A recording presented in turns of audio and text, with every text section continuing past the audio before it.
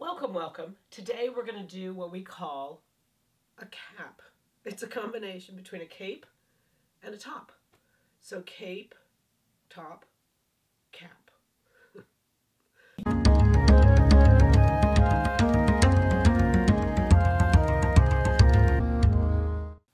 So I saw this in my travels. I was literally at the airport. This woman walked by with this on. And I was like, oh my gosh, that's like great. So I must be thinking of this stuff all the time. But I mean, I loved it. I just loved it. So I turned around. I had a few minutes, obviously, before my flight. And I took after her to find her. Anyway, the rest of the story doesn't matter. It's a great top. I love it. So it's a cape on one side. I put a belt on it because y'all know I'm fetish on belts. And I did that by just simply wrapping the back to the front to the back, and then put a belt on. But I want to take it off because I really like it with that. I like it both ways. So then you can see that it just falls and hangs just beautifully, but this side has form and structure. So it's a perfect mesh of the two, and I just really liked it. So let me show you how to do it. It's very simple. The whole thing took me not an hour. It won't take you long. Doesn't matter how long, but it won't take you long. Okay, so I'm going to start with, I didn't actually make the pattern. And so I'm going to show you exactly how I did it, and I think it's really easy to do it. Keep in mind that the cape side is on your left side. And you'll excuse me, I've got a cold, and so I hope that you can hear me. The cape side is on the left side. The non-cape is the right. Obviously, you can switch it, but that's what I started with. So what I did, and if you go back on a lesson that we had some time ago, it was making a kimono. And we're going to make a kimono on this side. We're going to fold the sleeve in half. We're going to overlap the shoulder seam, your little bit that you're supposed to, your 1/4 inch, whatever it is, 3/8. It's 3/8 on each side. Sorry, it's a seam allowance. And I only wanted it to be 3/4 sleeve. So I folded up the sleeve, and the reason I folded it up is because you want it to be the same in the front as it is in the back, because you're going to do the same thing to the front. All right, and what I did, I'm just going to put a weight on that. What I did is, remember, and I know you may not be able to see that, but you overlap the seam allowance there, 3/8 of an inch at the sleeve, and then you just leave like an inch gap, and that'll give you the angle that that sleeve, that cape is going to be at, so it doesn't have a lot extra. Okay, so remember that if my pattern side is up, then that's the left side for the back. I'm doing the back right now. And I'm going to get 2 rulers because I'll show you what I'm going to do with them. So what I did first is I just marked these 2 points. And I just put pins at the 2 points of the back that were the top and the back where I was cutting them. So that's at the center, and that's at the center, one at the neck and one at the hem. And so it'll take 2 yards of fabric. You only need one-way stretch, it's just got to go around, and I would cut it 1 yard and 1 yard. I'd cut it in half.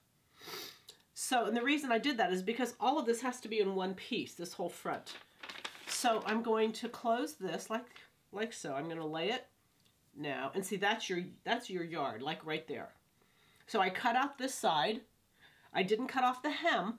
I just cut up the side, armhole, shoulder seam, neckline, and I stopped at my 2 pins.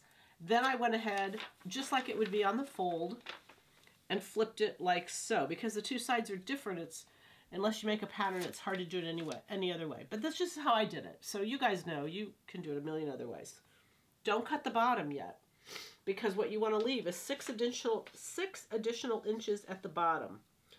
That will change maybe if you're not as tall as I am. So mine goes down to about my knee, is about where you want it to go. And a lot depends on how long the base is to begin with.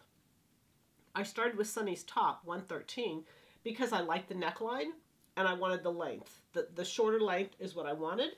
So I'm using the base, 113, and then of course the neckline.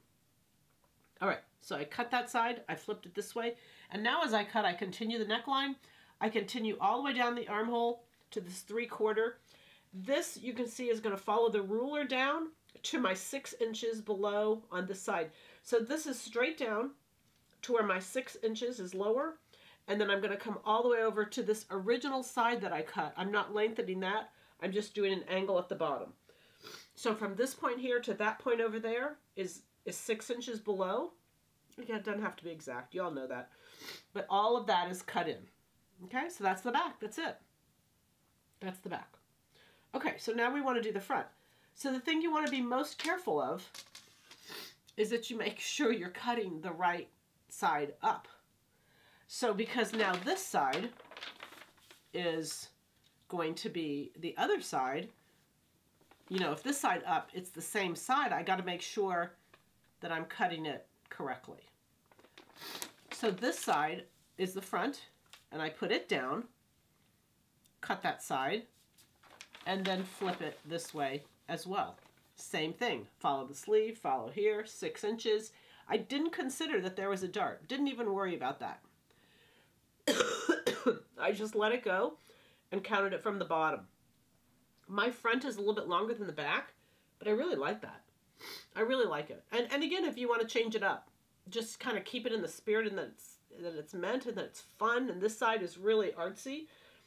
When I hemmed it, I put a nice 2-inch hem there just so that it kind of had some drape on there. And I just love it. I mean, I just love it. I love it. So that's it again. Cut this side, fold it this way, mark your pins. Just make sure you're doing the, you know, right side, right side. Cut down here, cut 6 inches longer, back to the other side. Okay, easy peasy, easy peasy. And what I love about when I see ideas like this, it's not that they're difficult, it's the ideas. The ideas are the hard part to me. Doing it is really easy. Okay, so now for the sewing, all I did was do the French dart on this side because this side fits. So I sewed this exactly how I normally would do. And then there's a seam, obviously from front to back, that just goes right down from the shoulder. And then serge it, finish this up, and then hem the bottom. That's it. It's 20 minutes sewing, 30, whatever. Doesn't matter. Time frame, you understand it. Doesn't take long. When I decided to put a belt on it, I just pulled it in. I took the back to the front and the front to the back, and it doesn't matter. You don't have to obviously do it that way. And then put a belt and belted it. Any way you want to do it, leave it open. And then underneath, all I do is I just have a little tank on underneath. You could put long sleeves. All of that would decide on how big your sleeve is on this side. Because I'm using a knit fabric, I'm using a knit sleeve.